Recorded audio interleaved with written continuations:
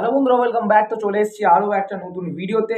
আর আজকে কিন্তু এই ভিডিওতে তোমাদের সঙ্গে ডিসকাস করবো যে আমাদের ইন্ডিয়ান ন্যাশনাল টিম কিন্তু মানে ইগস টিম্যাক হেড কোচ ইগস টিম্যাক কিন্তু আমাদের কাতারের সঙ্গে যে ম্যাচটা আছে, তো সেই ম্যাচের কিন্তু 23 লিস্ট কিন্তু বার করে দিয়েছে। তো 23 জন প্লেয়ার যারা কিন্তু কাতারে খেলতে যাবে, তো তাদের মধ্যে কারা কারা আছে না আছে সবকিছু তোমাদের ডিটেলস আমি জানাবো এই ভিডিওতে। তো তার আগে বলে দিই, যারা এখনো চ্যানেলটাকে সাবস্ক্রাইব করেনি তো অবশ্যই নিচে লাল রঙের সাবস্ক্রাইব বাটনটা আছে, ওখানে ক্লিক করে কিন্তু সাবস্ক্রাইব করে দেবে। তো প্রথমেই যদি চলে আসি যে আগের যে লাস্ট ম্যাচ ছিল যেটা হচ্ছে কুয়েত ভার্সেস ইন্ডিয়া, তো সেই ম্যাচে কিন্তু সুনীল ছেত্রীর লাস্ট ম্যাচ ছিল আর রিটায়ারমেন্ট নেওয়ার আগে কিন্তু ম্যাচটা কিন্তু ড্র হয়ে যায়। তো বলতেই পারো একদিকে ইমোশনাল তো সবাই পুরো কান্ট্রি ছিল ইন্ডিয়ার জন্য, কেন কিনা সুনীল ছেত্রী যেহেতু লাস্ট ম্যাচ, আর লাস্ট ম্যাচটার সব থেকে ভাইটাল যে ম্যাচ, যেটা কিন্তু জিতলে কিন্তু ওয়ার্ল্ড কাপ কোয়ালিফায়ারে আমরা পরের রাউন্ডে চলে যেতাম, বাট সেই ম্যাচটাও কিন্তু জিততে পারলাম না। আর তো যাই হোক ভাই, এটা নিয়ে কিন্তু এখনো অবধি সবারই কিন্তু এখনো একটা দুঃখ আছে আর ইমোশনাল ভাব কিন্তু সবারই আছে এই মুহূর্তে সুনীল ছেত্রীর বিদায়ের জন্য। আর ইতিমধ্যে দাঁড়িয়ে কিন্তু পরবর্তীকালের যে ম্যাচ, যেটা হচ্ছে কাতারের এগেনস্টে, সেটা কিন্তু মাস্ট উইন ম্যাচ বলতে পারো। সেই ম্যাচ যদি জিততে পারি তাহলে কিন্তু আমরা কোয়ালিফাই করতে পারবো পরের রাউন্ডে, আর যদি হেরে যাই বা ড্র করি তাহলে কিন্তু আশা শেষ। আর ড্র করলে পরবর্তী খেলাটা আমার জন্য ওয়েট করতে হবে, যেটা কিন্তু আফগানিস্তান আর কুয়েতে যেটা হবে। তো সেই ম্যাচে যদি ওরা যদি ড্র করে আর আমরাও যদি ড্র করি, তো দুটো টিম কিন্তু ড্র করলে তাহলে কিন্তু একমাত্র চান্স থাকবে আমাদের পরের রাউন্ডে যাওয়ার। আর নহলে কিন্তু একটাই চান্স, যেটা হচ্ছে আমাদের জেতা জেতা ছাড়া কিন্তু কোনো রকম রাস্তা নেই।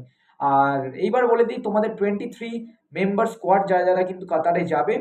তো প্রথমে যদি চলে আসি গোলকিপার, তো গোলকিপারে তোমরা ভালো করে দেখতে হচ্ছে গুরপ্রীত সিং সান্ধু আগের বারের মানে তোমার কুয়েতের এগেনস্টে কিন্তু দুর্ধর্ষ মানে হেভি বলতে পারো গোলকিপিং করেছে। সুন্দর ব্লকিং থেকে শুরু করে সুন্দর সেভ। আর এরপরে কিন্তু আমাদের অমরিন্দর সিং আছে, তারপরে হচ্ছে বিশাল ক্যাথ, মোহনবাগান দলের বাজ পাখি বিশাল ক্যাথ।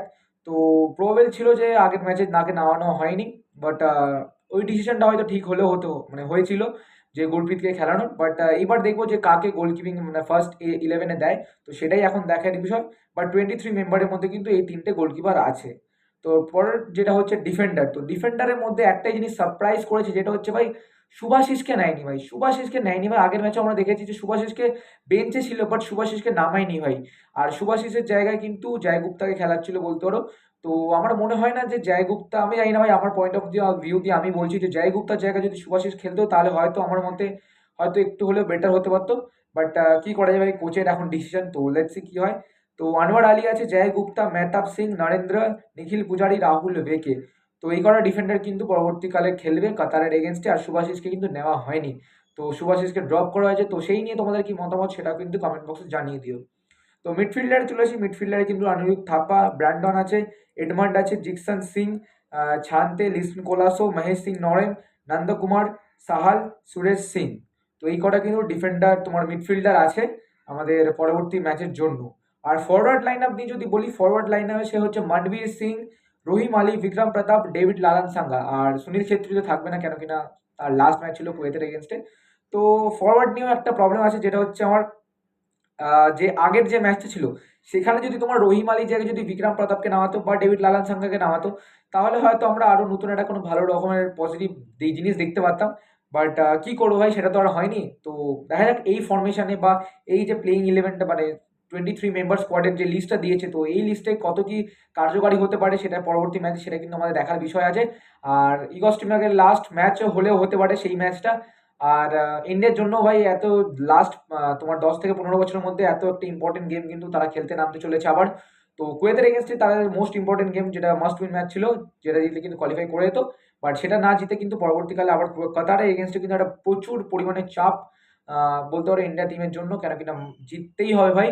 আর কাতারের মতন একটা বড় হাই লেভেল টিম, তাকে কিন্তু হারানো কিন্তু অনেকটাই ডিফিকাল্ট।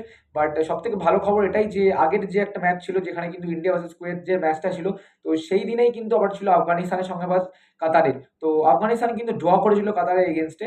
তো এখন দেখার বিষয় এটাই যে ইন্ডিয়াও কি ড্র করতে পারে, নাকি সেই ম্যাচটা কিন্তু লাস্ট মোমেন্টে কি জিতবে। তো সেটাই এখন দেখার বিষয়। তো তোমাদের মতামতগুলো কিন্তু অবশ্যই কমেন্ট বক্সে শেয়ার করে দেবে। আর চ্যানেলে যদি তোমরা প্রথমবার আসো তো অবশ্যই সাবস্ক্রাইব করতে ভুলবে না, লাইক করে শেয়ার করে দেবে।